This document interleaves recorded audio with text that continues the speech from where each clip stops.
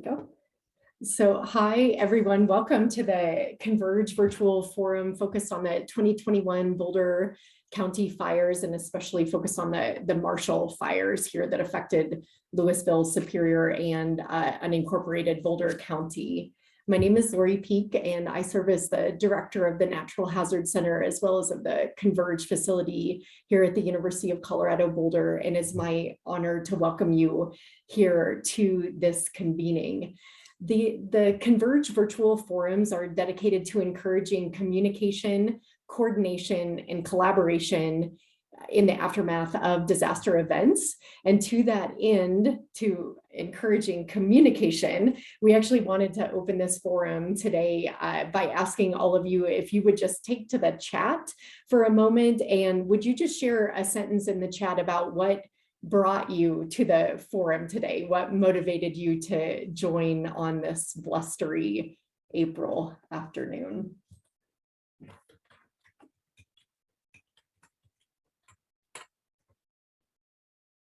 Again, if you'll just share a sentence in the chat about what brought you to the virtual forum today.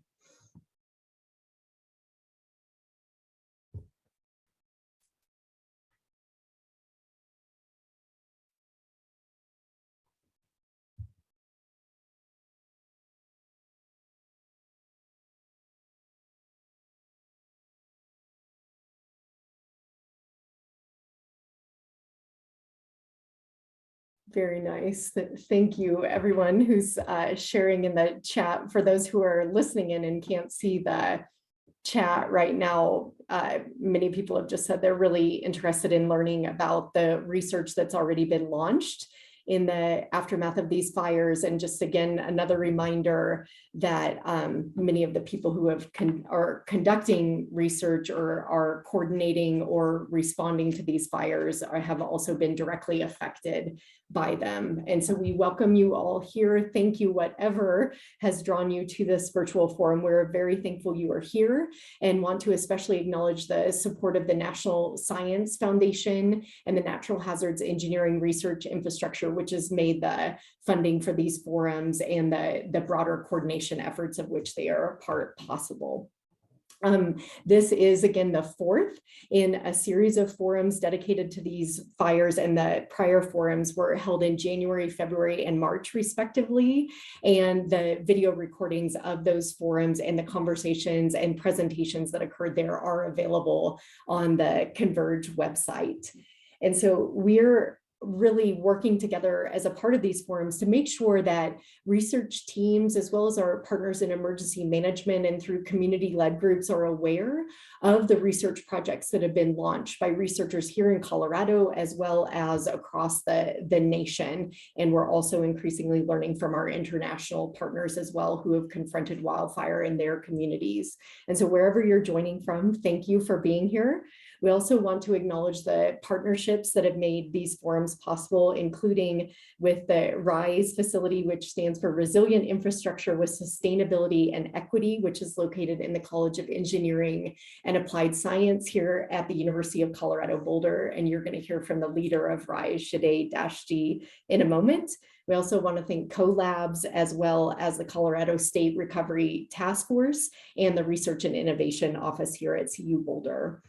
One of the interventions that we created in advance of the first virtual forum was a resource and research project document that groups have continued to add to over time. And so Katie Murphy is going to put the link to that shared document in the chat. If you're a researcher out there who has a project that you've already launched or you're considering, if you're a funder, or if you're somebody with other resources to share, we hope that you will visit that shared document, which has continued to be updated in the months since the fire, and has really led to some important collaborative opportunities, including, for example, that Katie Dickinson at CU Denver and colleagues actually used as a mechanism to bring together almost 40 researchers who have been working together as part of a unified effort to develop one unified survey that is soon going to be released to people who are in the burn zone of the Marshall fire. And so we're really thankful for the collaborations that have already come out of these forums and are looking forward to more.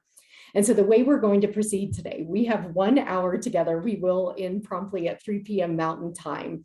And so in the course of the 55 minutes that we have remaining, we're going to hear from 4 research teams about the projects that they already have underway. And so you can learn more about the presenters and read the abstracts for the presentations that we're going to hear today on the Converge website. And so Katie's going to share the link to the abstract and the full presenter names in the chat in a moment. Here's how we're going to proceed. Each research team is going to have 10 minutes for their presentation, and 10 minutes only. We will be watching the clock carefully so that we can get through all 4 of the presentations and then reserve a little bit of time at the end for questions and answers. If you do have questions as we go along, please make sure and just drop those in the chat box. The researchers have been great to answer those as we proceed with the forums. And then again, whatever time we have at the end, we will dedicate to open Q&A information and resource sharing. We are again recording this forum, and we will share it on the Converge website, so you can come back and revisit things that were shared.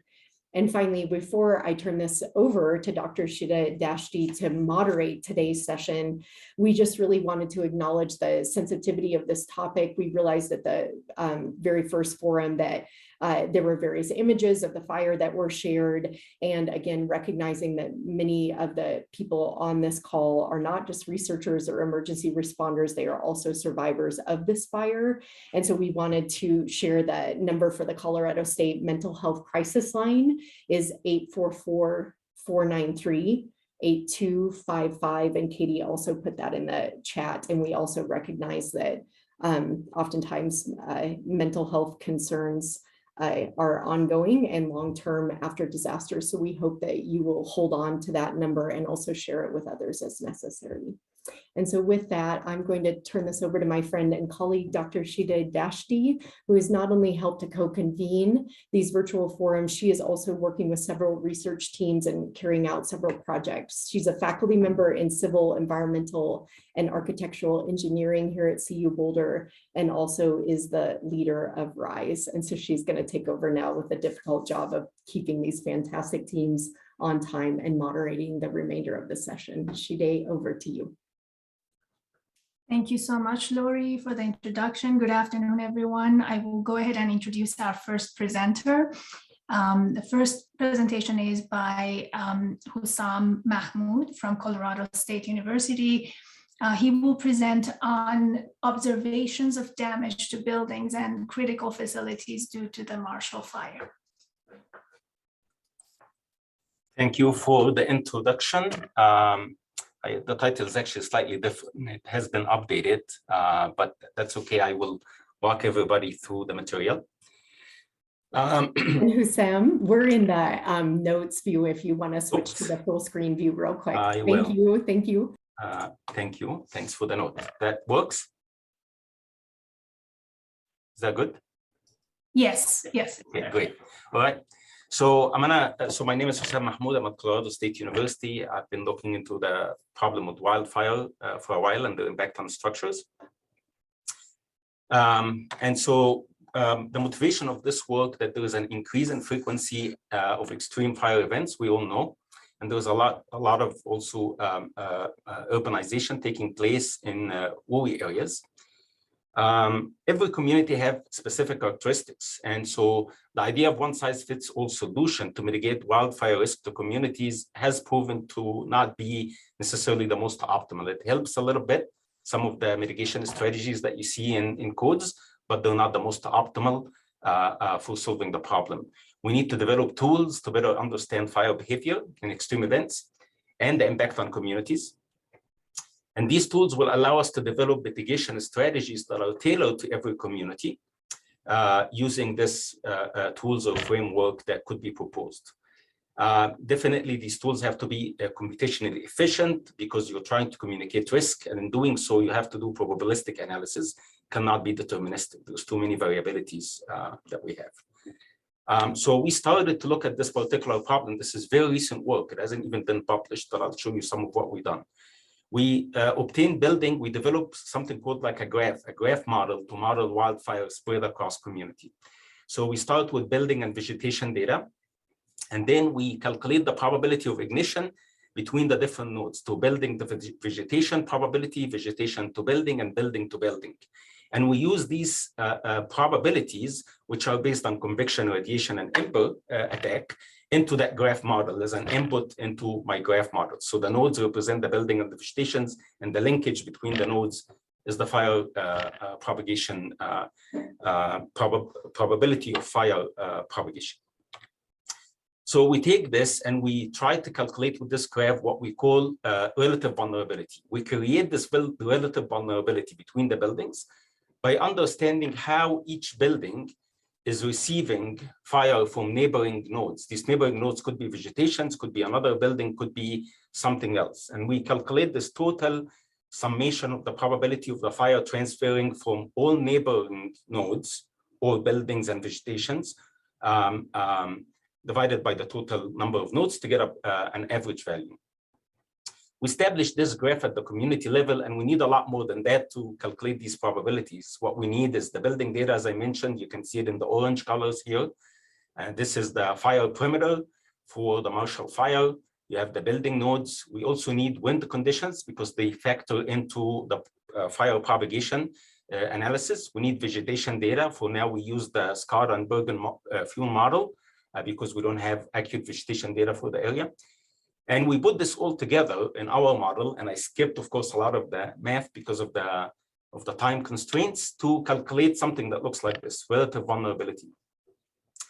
This relative vulnerability shows you the relative vulnerabilities of buildings within the affected area relative to each other. So the ones that have the red color, they're the most vulnerable relative to other buildings. And the ones with the bluish colors, they're the least vulnerable relative to other buildings. And of course, again, considerations have to be given to wind direction, wind speed, the relative location of the buildings, and so on. Okay, so understanding the relative vulnerability with the blue implying the lower relative vulnerability, we plot something that looks like this, which is the relative vulnerability distribution. So you can see in the previous map, when we have calculated the relative vulnerability value of 0.1, I am showing you here the number of destroyed buildings in reality, based on data what we've collected, unignited buildings based on data collected, and the total number of buildings. So the relative vulnerability comes from our model. The purple, yellow, and green bars come from observations in reality. Interestingly, that you'll see that 0.5 to 0.6 relative vulnerability corresponds to the most damaged building in the community. And obviously, you'll also see that we have a normal distribution, which is very interesting that you get a distribution out of this particular analysis. In reality, the data was presented as binary data of damage versus non-damage. So I have to take that relative vulnerability map that I developed, try to convert it into damage versus non-damage.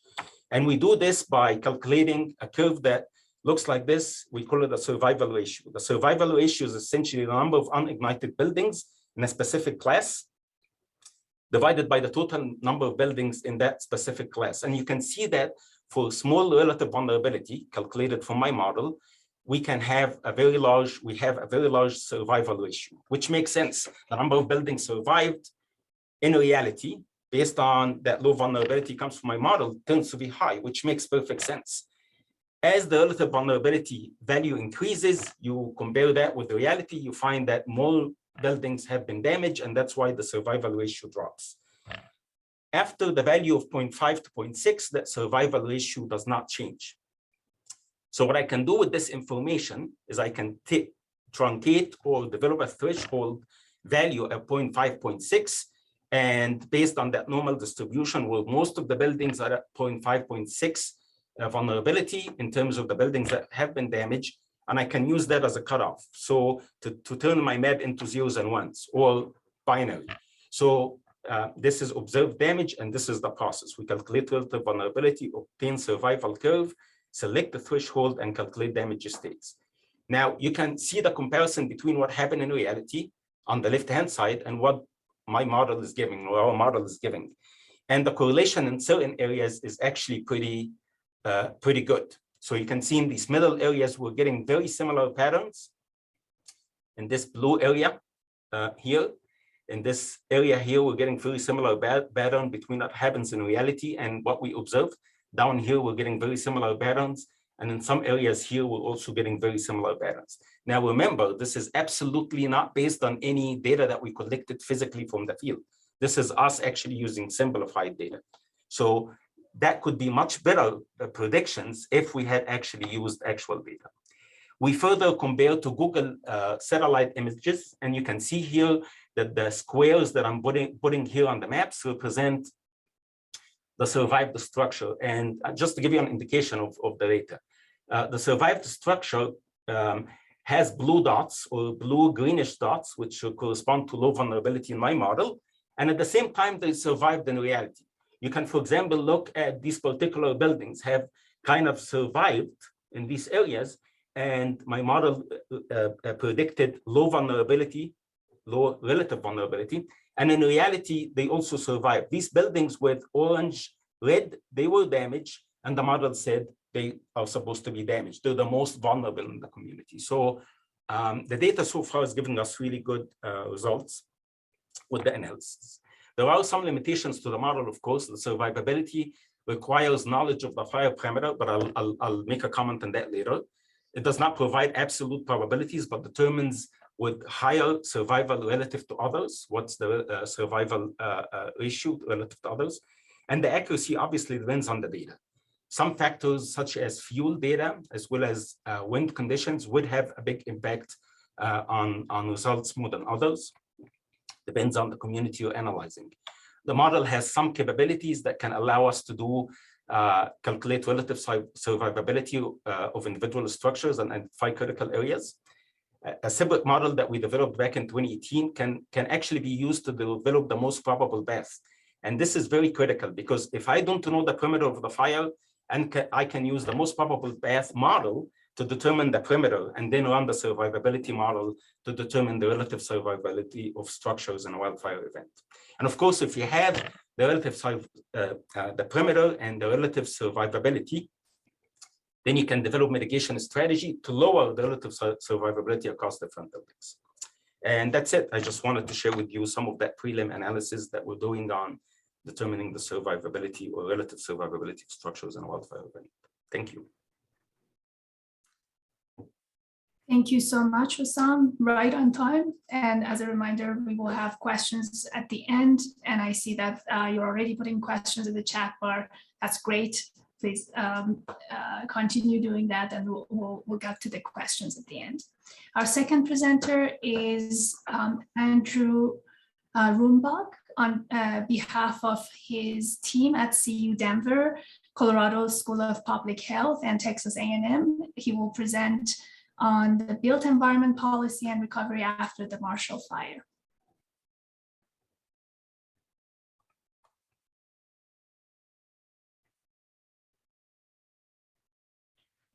All right, there we go. Hello, everyone. Andy, it was in full screen mode and it popped back on. Okay, here we go. Better? There we go. That's perfect. Thank you. All right, well, thank you so much for the invitation, and I will follow Lori's instructions and make sure I stick to my 10 minutes so she doesn't have to enforce. So thank you for having us. So I'm representing a group of researchers from the Colorado School of Public Health, CU Denver, Duke University, and Texas A&M. And we're social scientists. I'm an urban planner myself. My colleagues are public health scholars as well as political scientists. And we're interested in this question about whether or not resilience policies can survive the reality of a disaster. So a little bit of background. So as we all know, the Marshall Fire was the most destructive wildfire in Colorado's history. And we have these 3 different communities that were impacted: the city of Louisville, the town of Superior, and then unincorporated Boulder County. And that's really important, as I'll talk about here in a second, because ultimately disaster recovery is a political process, and these are the different local governments that were impacted. All 3 of these communities are known for being committed to climate action, whether within the state of Colorado or nationally, in many cases leading the state in the nation in different kinds of climate policies, not only to reduce greenhouse gas emissions, but also to increase resilience to natural hazards and disasters. And crucially for our study, most of the homes that were damaged and destroyed in this fire were not in what we consider to be the traditional wildland urban interface area, or the WUI. And so that led our team to a couple of primary research questions. Will the Marshall Fire strengthen the impacted communities' resolve to build climate resilience, or will it erode public support for the kinds of policies that they've passed, because those policies make short-term recovery more expensive? For example, adopting a more stringent building code in many cases may increase the short-term costs of construction, even if in the long term you're saving money because you're more resilient to natural hazards. And then second, do community members who live through these kind of events and through the recovery process, does their opinion of these kind of resilience policies change? Do they shift to be less in support or more in support of such policies? And why does this matter? For those of you who may not be within planning or political science or social science, why do these questions matter, and why are they important beyond just Colorado and the Marshall Fire? Well, for a few reasons. First, built environment policies, and I don't just say this as an urban planner who works with built environment policies, they really do structure a lot of what we can accomplish in the near and long term in terms of the environment. They really structure our relationship with the environment. What we can build and what we can do in certain places determines a lot about how we interact with the environment that we're part of. Second, in the United States, we have a uniquely decentralized decision-making structure about built environment policies. We push decision-making all the way down to the lowest levels of governments in the vast majority of communities in the US. That means that local governments are making many decisions about built environment policy, and therefore you have many different communities, over 50,000 local governments making these decisions. It's a huge collective action problem that researchers, to be honest, have not focused on enough. And then third, for communities like those in the Front Range that experienced the Marshall Fire, they're not frontline communities in the sense that they're not in the traditional WUI area where you expected this kind of event. But for those next in line communities, those that are facing new risks because of climate change, how will unexpected events actually impact their resiliency policies? This is a hugely important question for communities around the country that are dealing with new sets of risks that they're facing. And so we're using a couple of guiding frameworks to help us think through these questions. We're exploring the theory of time compression, which was first put forward by Olshansky and Hopkins and Johnson back in 2012, has been applied in a number of really interesting studies. But if I could say in one sentence, the fact that you're compressing a whole bunch of different urban development processes, whether that's building a road or planning out a subdivision or passing a budget, when you compress all of those things in time, weird things happen or could happen. And we need to know a lot more about that, because that is what defines post-disaster recovery. You expect these local governments to make a whole lot of decisions that they would normally take years and decades to make, all within a compressed timeline. And then second, we know from a whole lot of research that the disaster recovery process itself shapes what local governments do and policy changes that they're likely to make. And there's a lot of, everything from focusing event literature that Tom Birkeland and many others have explored, to recent work by myself and my colleagues related to how do local governments actually make these decisions, what impacts whether they make decisions that point towards resilience or more towards rebuilding what was there before and may continue to be at risk. A little bit about research design. So we're doing a mixed method study. We have sort of three interrelated sources of data we're collecting. We're collecting 3 different waves of interviews with local government decision makers. They're one of our main focuses of the study is what information and what kind of forces are at play in their own decision making. We're also doing, as Lori mentioned, we're part of the unified survey that we are surveying all 3 communities and doing a representative survey of all 3 communities and asking them about support for and opinions about resiliency policies. And again, we're doing that at 3 different phases over the next year. And so in the very near term recovery, well into the end of the sort of short-term recovery period, when a lot of these plans and policies get set in place before shovels hit the ground and you actually start doing the work of recovery. And then all throughout this, we are observing different meetings and different kinds of planning events, charrettes, et cetera, in order to sort of as background and information to help guide us. And again, Gloria already gave it a shout out, but give it a shout out again. This amazing effort that the Natural Hazards Center has been helping and that Katie Dickinson has really been leading to pull together all these teams of researchers. It's the first time I've seen this happen in a post-disaster period. I think it's a really amazing effort that so many researchers have joined together to only put out one survey to try to reduce survey fatigue and improve the quality of data. So again, I just want to give a shout out to Katie and the entire group that's doing that. It's really amazing.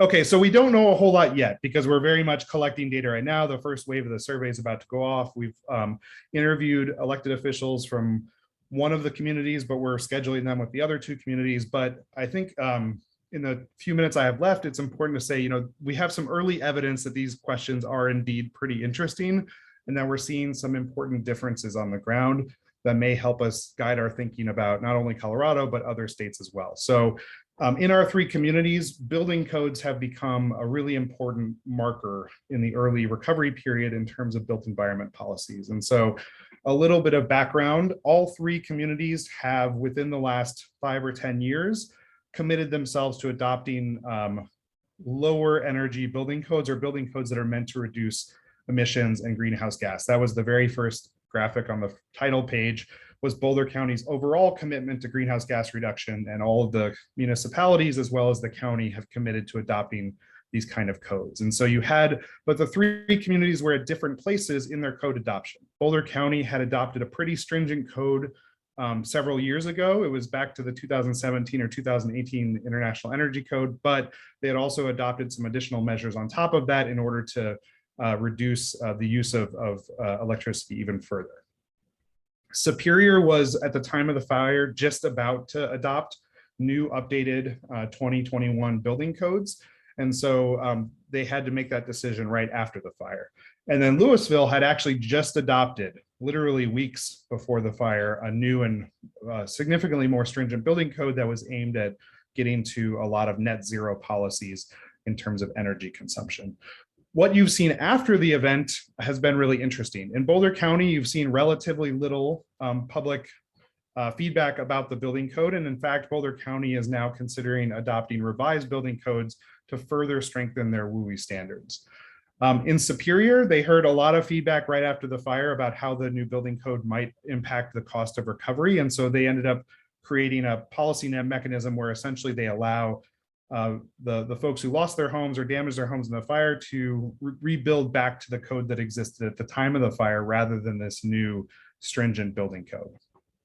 And then finally in Louisville, because they had already adopted this very stringent code, you saw a pretty large public feedback, or I guess I'm trying to say in the next page, I have a picture of maybe the first ever building code process that I've seen, and at least in my career, maybe others have seen it, but there was very large public, especially from fire victims, pushback against the adoption of this code because for a lot of different reasons that what we were exploring in our research, people felt like it introduced a lot of uncertainty into the process, it introduced a lot of additional costs into the process, and that it would present a major hurdle to recovery for the households. And so the story is still unfolding there, but the city council in Louisville has essentially committed to allowing for Marshall Fire folks who experienced the fire to rebuild to the previous building code. But again, you saw this really interesting divergence between these different communities in terms of what was on the books before the event, what was on the books after the events, and the pressures that the elected officials came under. And we think that those kind of land use events, this won't be the last, these kind of land use events will be really important for actually determining which policies get adopted and which get not adopted in the period of recovery. Want to acknowledge the National Science Foundation. They're supporting our research with a RAPID grant, which is fantastic, and thank you. Thank you so much, Andy, for that presentation. Next, Andrew Welton, on behalf of his team at Purdue and CU Boulder, will present on challenges and solutions for small drinking water systems and private well owners impacted by the Marshall Fire.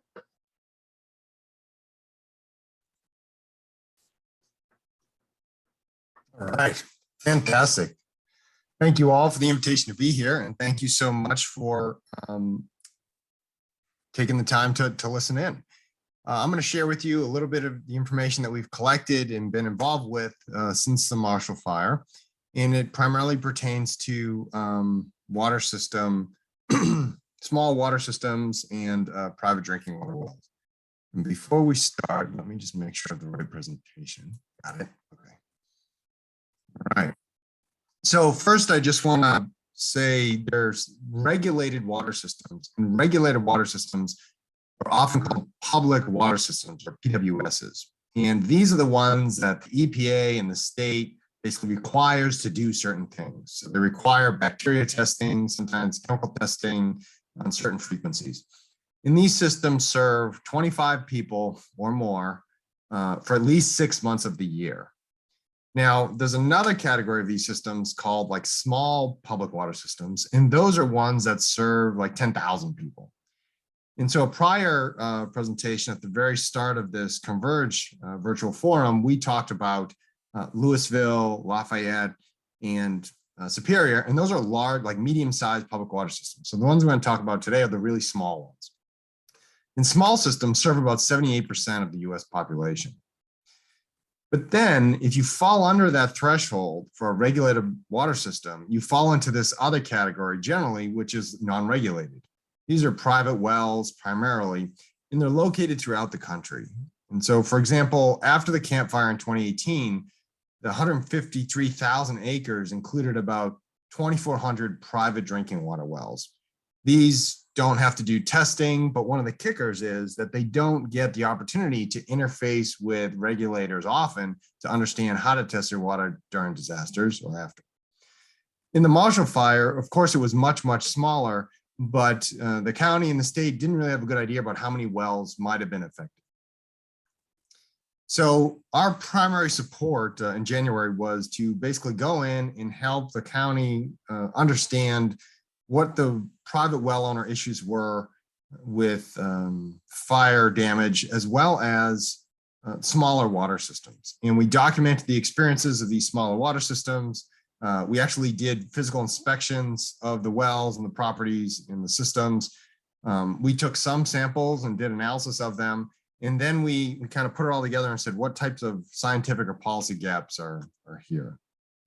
And so East Boulder County Water District is a small system that serves about 300 people, and it lost about 50 to 60% of their services. So homes were destroyed. And because of that, they had depressurization of their system. And we believe a lot of the debris got sucked into the drinking water distribution system and ultimately ended up contaminating the water with benzene and other compounds. Since then, they've decontaminated their system and they're well on their way to recovery. The Tsuchi Mobile Home Park, as you may have known, has had an interesting history. They have a well, they have a storage tank on site. They don't use it because it would have cost $40,000 to fix, and they don't have the money to do that. And they did have several properties damaged, but it was not damaged by fire. It was damaged by just wind. So they didn't have contamination. There's another interesting system that we came across, and somebody who reached out to us while we were out there.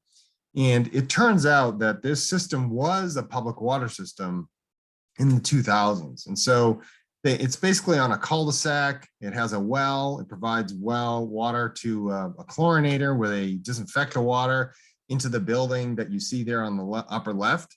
That's their well house. And you can see, we're not talking, they're not necessarily have lots and lots of money. They're using, a floor kind of light on the ground to light up the well house when they're in it at night. But they have cisterns, and then they pump that water into the distribution system. But when the fire happened on December 30th, they lost all but one of their customers. And so this is a small system. They don't have large reserves. And so what they did was they went to FEMA, like many public water systems did, and asked for support. But what happened is FEMA denied them funding because they're not classified as a public entity, a public water system. And so because they're under the 25 person threshold, which happened in the 2000s when one of the customers simply just left, drilled their own well and disconnected, that kind of pushed them into this very difficult situation. So right now they're still without water, they're still without power here on April 12th. And they're hoping at some point after disaster debris removal starts, that they will be able to then start fixing and testing their water system. These other communities, like these smaller well systems, are really interesting. And one is because generally the public water systems have a lot of people and a lot of staff, can do a lot of testing, can work with the state, they have a lot of experience with that. In many times, and not just Boulder County, but after the Camp Fire, after fires out in Oregon, the public health department people that do the drinking water well support and the sanitation support and the septic systems actually get pulled out of their jobs and put into disaster debris centers where they can't do work on these types of issues. They get put on other things. So we came in and kind of helped the county better understand what was going on here for the private wells. And the county basically contacted and let people know that we would help them. We got contacted by about 17 property owners while we were out there. And when we went and we did inspections. We also collected water samples from wells, cisterns, and drinking water. Now, the wells that we saw out in Boulder County were typical ones that you would expect to see. So these wells, as you can see here, have well caps. Some of them had fire all around them. Some of them had fire come up to them, and some of them were located on the other side of the property where there was fire. And here's an example of a well on the left-hand side. There's a little hole in the ground. This is in Superior. That's the well, and it's a hand-dug well. It's only about 10, 15 feet deep. And then on the right, you can see a picture of the water with debris in it. And then when we pulled it out to do sampling, we found debris in that well. Here's another well that's located near where the fire started. There used to be a well house on it. It burned down and all the debris fell into the well. And then some of it was floating after that and such. So we did sampling of a number of different wells, the wells themselves.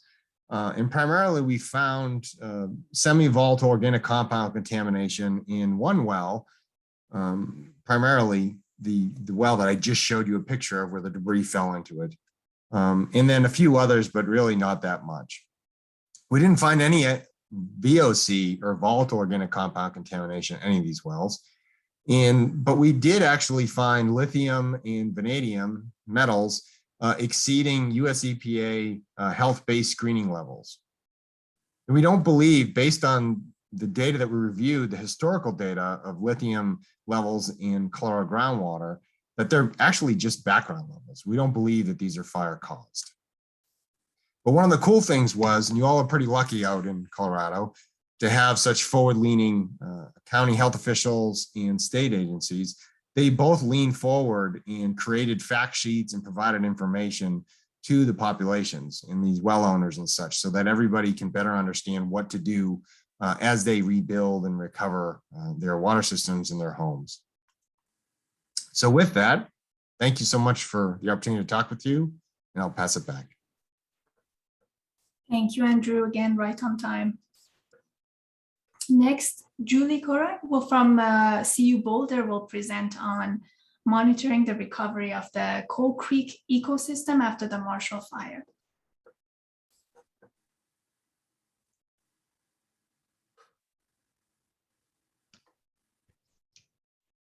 Great, thank you very much, and thank you for the opportunity to be here. My name is Julie Korak. I'm an assistant professor in the Department of Civil, Environmental, and Architectural Engineering at CU Boulder. And I'm also going to be presenting today with PhD candidate Lori Magalazzi. Also on our team is Professor Diane McKnight, Professor Creston Mansfeld, and PhD student Lane Allen, who are also on the call today. Our work has been mostly focused in what happens at the watershed level scale. And so we have a map here that shows the fire perimeter, and crossing across that perimeter, we've got Coal Creek running from the lower left to the upper right. And we're really interested in what happens to debris mobilization. What can wash into a watershed, and what impact can that have during recovery and response?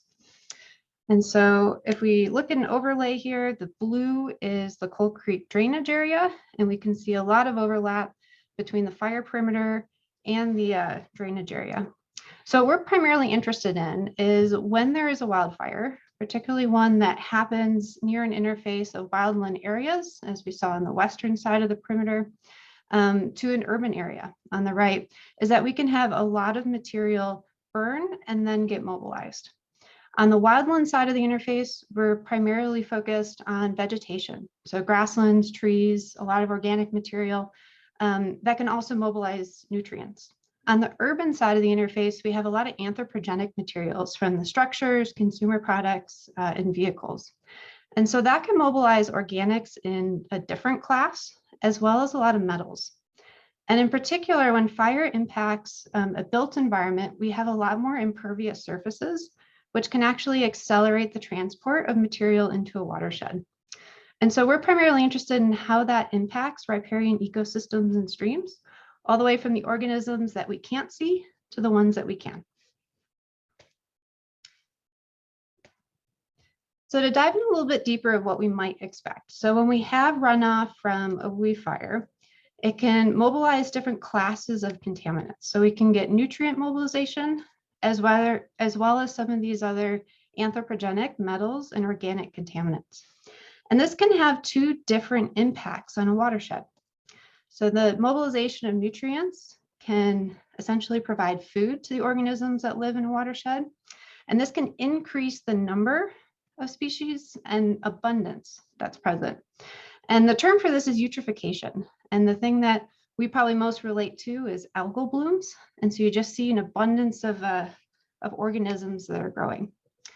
But alternatively, if we have a mobilization of more anthropogenic contaminants that are toxic, we can either see lethal effects that cause a collapse of the food web.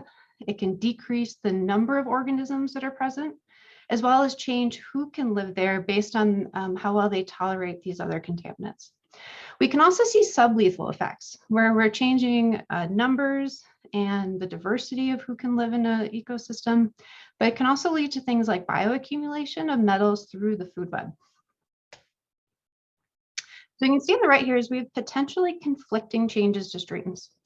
Based on mobilization materials, we can either see increases in stream productivity as well as decreases. And so for our study, we have 7 sampling sites throughout the watershed. Starting on the lower left, we have an upstream reference site that is above the burn area as well as outside of the built environment. And then working towards the upper right down the watershed, we transition into areas that were burned but still upstream of the suburban communities, and then working downstream all the way to the wastewater treatment plant area. In addition, we have a storm drain site. We call it Mulberry Street. It's kind of upper in the center. And there we're really looking at sort of the anthropogenic inputs by trying to isolate runoff that doesn't have the opportunity to go through this riparian system. So on the next couple of slides, I'm just going to quickly go through some of these study sites. We've got Highway 93. It's a unburned, non-urban reference site. Erin Arsenal, it's a burned riparian area surrounded by grassland. We have one site next to the Element Hotel, which is the start of this burned and urban side of the fire perimeter. And you can see in this picture that there's quite a bit of debris, everything from insulation to different metal debris that's washed into the stream. Dutch Creek Park, this is a vegetated area, but it's downstream of the burn area.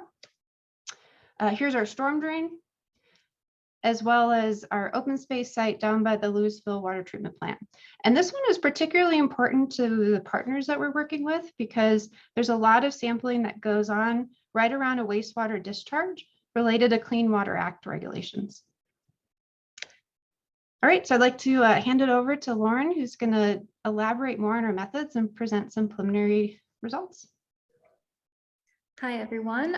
Just to talk about our monitoring methods here, we have 2 different methodologies that we're employing in this study. So the first is a chemical methodology where we're looking at basic bulk water quality parameters such as pH, total suspended solids or TSS, as well as alkalinity and ionic composition, which have been tied to wildland fires, nutrients and dissolved nitrogen, but also we're looking at metals, trace and major in this case, because we're trying to trace that anthropogenic imprint. And in some cases, we're looking at emerging organic contaminants.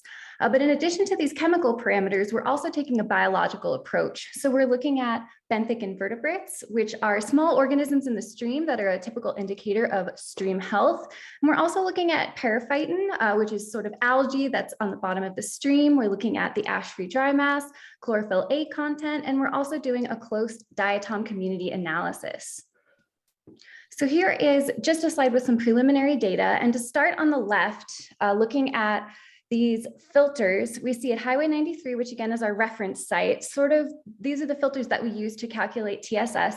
We see sort of a sediment colored, rich humic substance, yellow colored filter. And this was taken in mid-January. At our urban site, the Mulberry Ditch, we see sort of this distinctive ash color, just to show, visual evidence for ash in the stream at that time.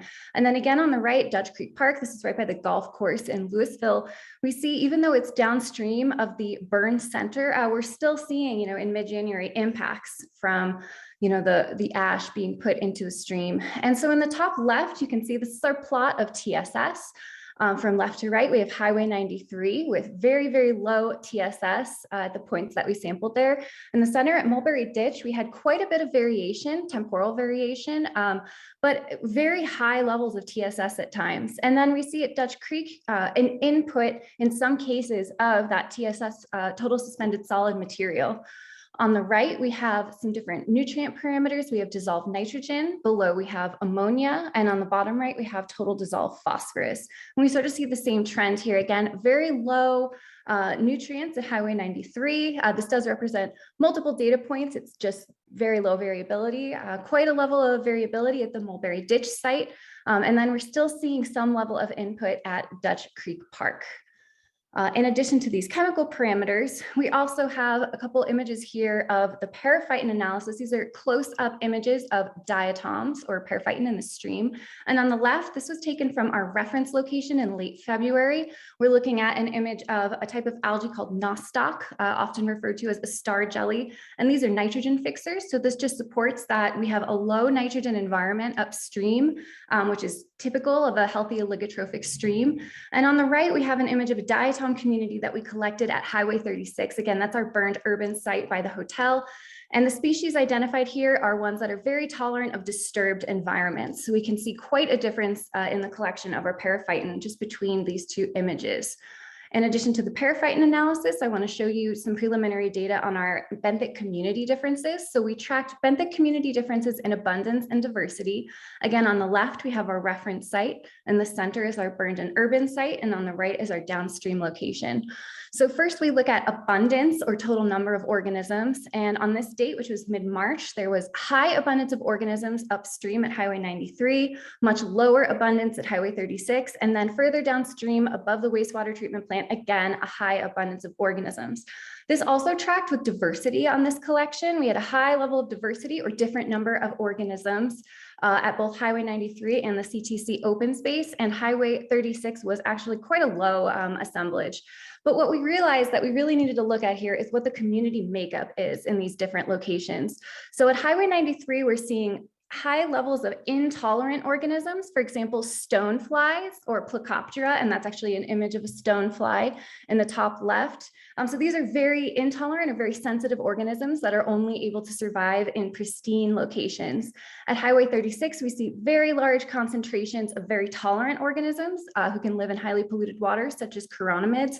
And when we move to CTC, even though we have high levels of diversity, we have a mix of moderately tolerant organisms, such as mayflies, as well as a high level of chironomids indicative of disturbance at this site. So in conclusion, and looking forward to our next steps, our preliminary results, basically we're seeing chemical characteristics that could cause either the eutrophication process or toxic responses. We do have some preliminary metals data. There's a teaser in the top right. And we've seen responses in biota consistent with both scenarios over time. The next steps are to continue monitoring through 2022 or 2023, ongoing engagement with our water resource managers and partners, and we're about to launch a public dashboard of our data with the Keep It Clean partnership. So look out for that if you're interested in tracking our data. And with that, we want to thank our funding partners, and we look forward to answering your questions. Thank you very much. Thank you so much, Julie and Lauren. At this time, I'd like to invite you to use the raise hand feature on Zoom and unmute yourselves if you have a question, comment, or a resource or priority research area to share. Also, you can use the chat bar, as many have already done so. Many of the questions over chat have already been answered, but we'll keep monitoring them. But please add any questions and raise your hand and unmute yourself. I only ask that you introduce yourselves briefly before posing a question.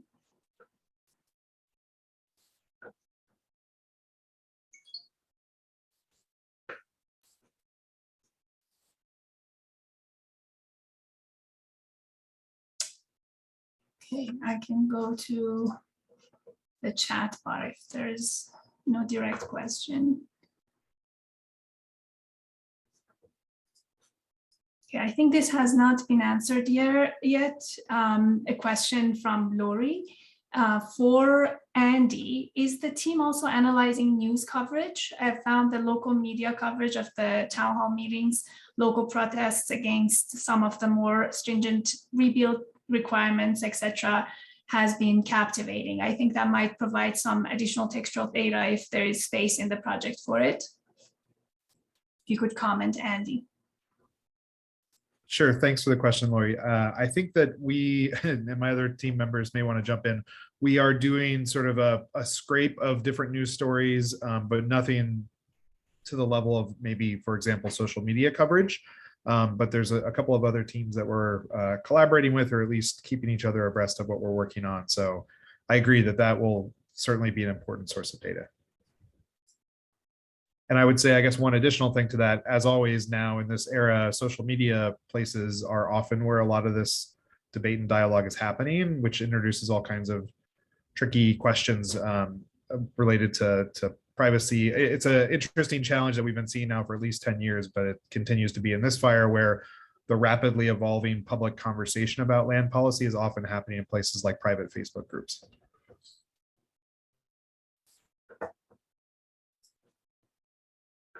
Okay, thank you. Another question for Andy. I'm not sure from who this is, but for Andy, thank you so much for this. Will you be able to tell us how many of these private well owners have been impacted? And were you and your team the ones who identified the total number impacted after the campfire?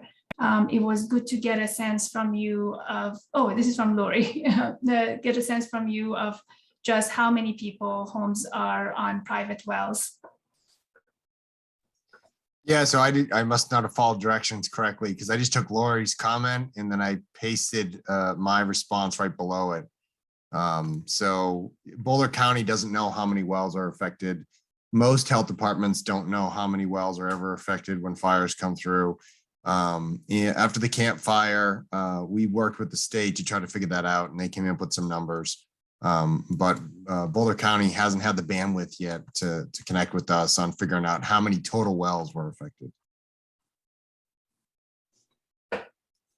Thank you. This is a question for Julie and Lauren. Did you and your team have environmental data, baseline data before the fire in this area? I'm so glad your team has this plan for longitudinal sampling. Just trying to figure out if there were contaminants in the Coal Creek prior to the disaster. Thank you so much. Yeah, great question. It has been a pleasure to be able to work with the Keep It Clean Partnership, which is a consortium of the City of Louisville, Town of Superior, City of Lafayette, and Boulder County. And so they have a database of historical data that we're able to leverage. And so we're working on lining up sampling sites as well as things they've looked for in the past to be able to compare our results to historical data. And then there was another question that came in about the dashboard. When it launches, it will be linked to the Keep It Clean Partnership website, and we're hoping that'll be in the next month. Thank you, Julie.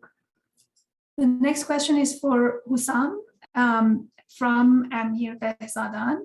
Did you have baseline damage data for homes in your study area? Was prior damage, meaning damage before the fire, factored in your analysis?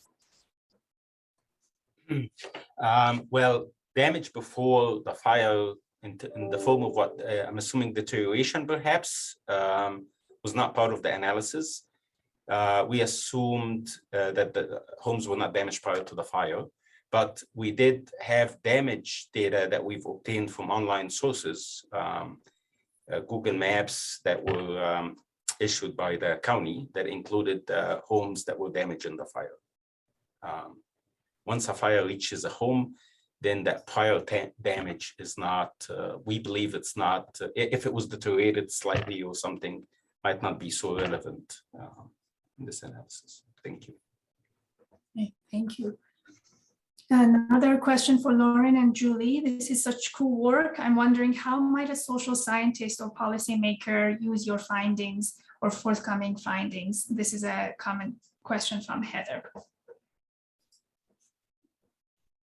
Wow, great question, Heather. Really, really important perspective. I think thinking through this data, I think that, it could be used, for example, to identify when is it safe to use recreational spaces after a fire. And, what's really important about the Coal Creek Trail, it runs all the way from Erie to Superior, and it's not just a recreational space. People use it for commuting on bikes. It's just a really important outlet for the community. It connects various open spaces. And from a management perspective, it could also help us identify, what types of contaminants, what forms are they in, dissolved or particulate form, when looking at post-fire management practices and types of barriers that we can put around spaces like these streams. And, from another water's perspective, this water is often diverted to be used for agriculture. So it does have an impact on, the local economy and different agricultural spaces. So it's really important to keep these things in mind, to monitor these streams before the fires happen. Yeah, that's just an excellent question. Great. Thank you, Lauren. Question from Carl Kim. Has there been a social vulnerability analysis to identify high-risk zones and neighborhoods for mitigation and zoning development controls? Carl, could you clarify who that question is for? I think that's for Andy. Andy, yeah. Well, it's both for Andy and also the first presenter, and also to some extent the watershed questions as well too.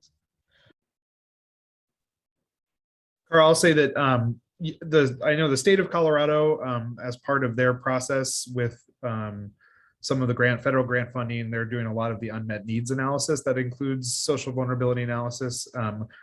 We've done some very rough and preliminary just to sort of capture a sense overall of the variation between the neighborhoods, and especially between how in Superior itself, and some of the neighborhoods are more diverse there in terms of some of the socio-demographic characteristics. But I think at least I'm waiting a little bit for the states to publish that data.